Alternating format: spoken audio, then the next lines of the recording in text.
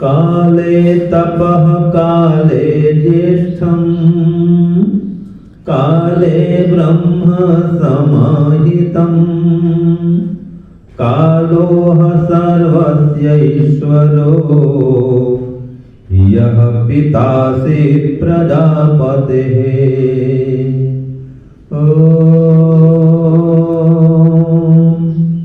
काले तपः काले ज्येष्ठं काले ब्रह्म समाहितं कालोह सर्वस्य ईश्वरो यः पितासि प्रजापतेः।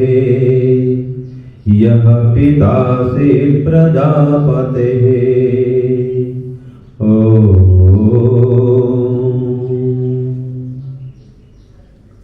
हे ईश्वर, हम यह पठन पाठन आपको प्राप्त करने और कराने के लिए साधन के रूप में करने जा रहे हैं। इस कर्म को और इसके कर्म फल को भी आपको अर्पित करते हैं। ओम शांति शांति शांति। सबको सादर नमस्ते। आज हम विचार करेंगे काल की महिमा के विषय में।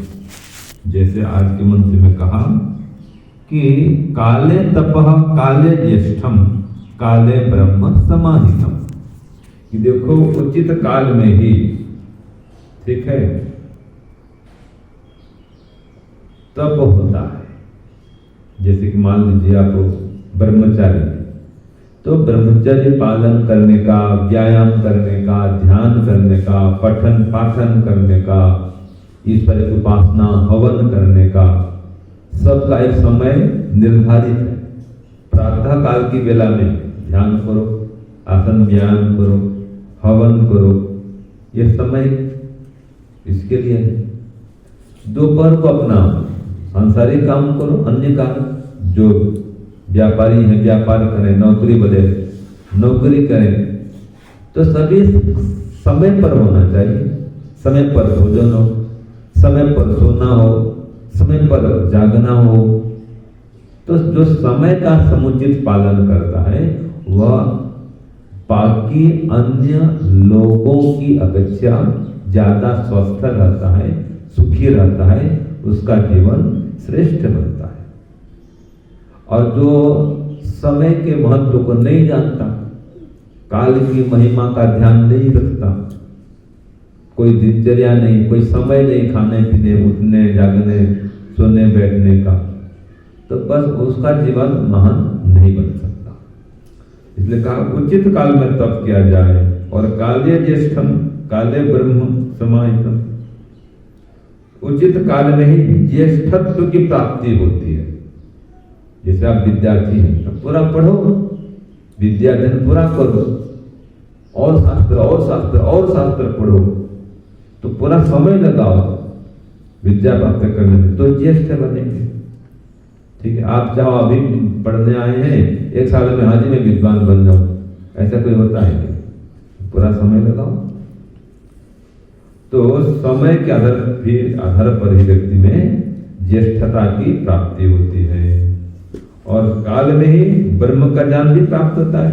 काले ब्रह्म समाहितम, उचित तप करो, समय लगाओ, दीर्घ काल तक समाधि लगाओ, ब्रह्म की प्राप्ति भी होगी। तो ह काल सर्वस्य ईश्वर, मैं निश्चय से, निश्चय से, कि जो काल है वो सबका ईश्वर है। देखो काल ही ईश्वर है, और परमात्मा का नाम काल है भी। कल संख्यान धातु से काल बनता है, ठीक है जी।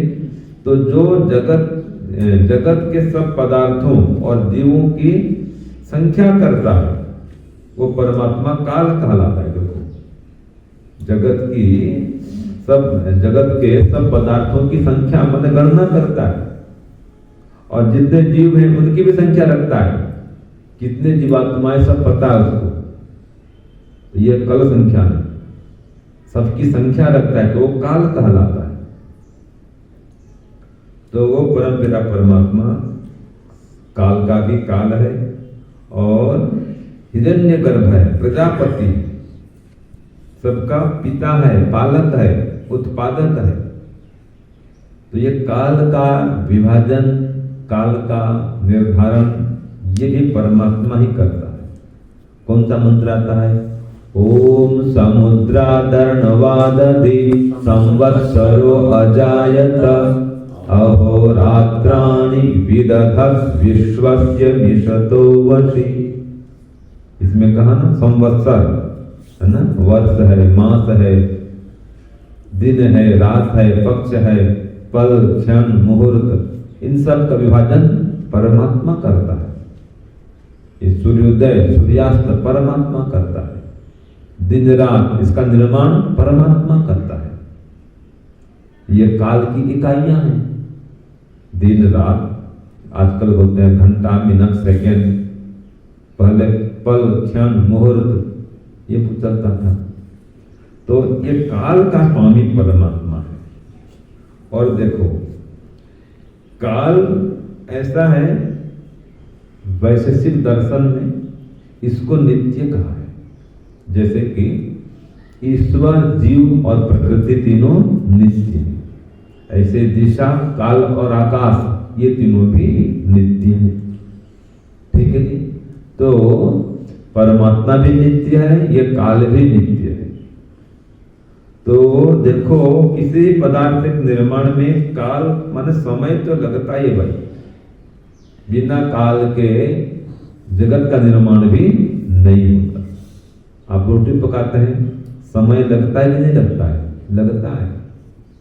तो कोई भी कार्य करो देखो उसमें समय लगता है, इसके बिना पदार्थ की उत्पत्ति नहीं होती। तो काल भी कारण बनता है, पदार्थ की उत्पत्ति में काल भी एक कारण है। तो इस प्रकार से परमात्मा काल का भी काल है। बस हम काल का सही समायोजन करना सीखें।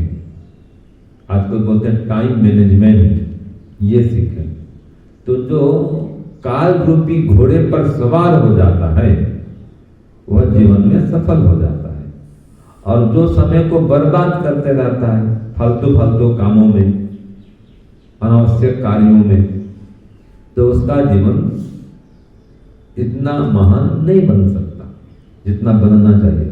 कई तो अपने जीवन को बर्बाद कर देते हैं समय का दुरुपयोग करते हुए। तो हम समय का सदुपयोग करें, समय के महत्व को समझें। देखो समय पर ही पेड़ में फल लगते हैं, है ना, समय के अनुसार ही फूल आते हैं। सब कुछ समय पर संसार में हो रहा है। देखो आप, प्रकृति भी समय के अनुरूप ही चल रही है। ये सूर्य चंद्र समय से ही उदय अस्त होते हैं, दिन रात ये समय से ही इनका निर्माण होता है, सभी समय पर चल रहे हैं। तो ये समय का जो विभाजन करने वाला है, निर्धारण करने वाला है, समय को वश में रखने वाला है, वो परमपिता परमात्मा। तो हम समय का सदुपयोग करें और जीवन में खूब उन्नति करें, प्रगति करें। तो जब जो व्यक्ति काल का उपयोग नहीं कर पाता है वो कभी भी जीवन में सफल नहीं हो पाता। और देखिए काल में लगातार गतिमान है, कालो अश्वो वहति, काल रूपी घोड़ा दौड़ रहा है। तो इस घोड़े पर हम सवार हो जाएं, इसका सदुपयोग करें। ये समय, अवसर, काल एक ही बात है। जब ये सामने होता है व्यक्ति उसको पहचान नहीं पाता।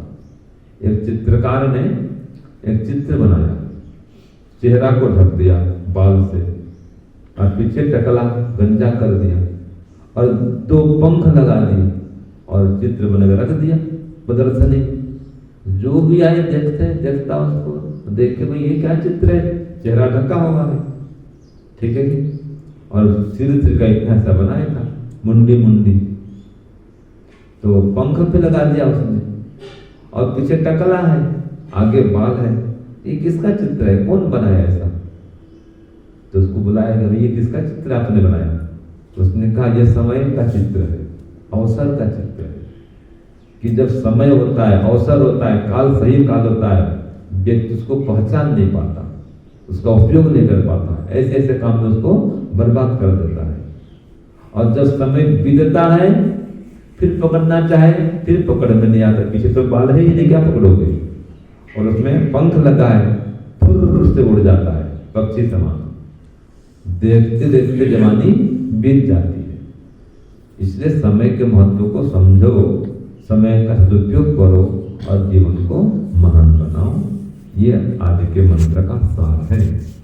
ओम जो शांतिरंतरिक्षं शांति पृथिवी शांतिराप शांतिरोषधय शांति वनस्पतय शांतिर्विश्वे देवा शांतिर्ब्रह्म शांति सर्वं शांति शांतिरेव शांति सामा शांतिरेधि। ओम शांति शांति शांति। सर्वेभ्यो नमः।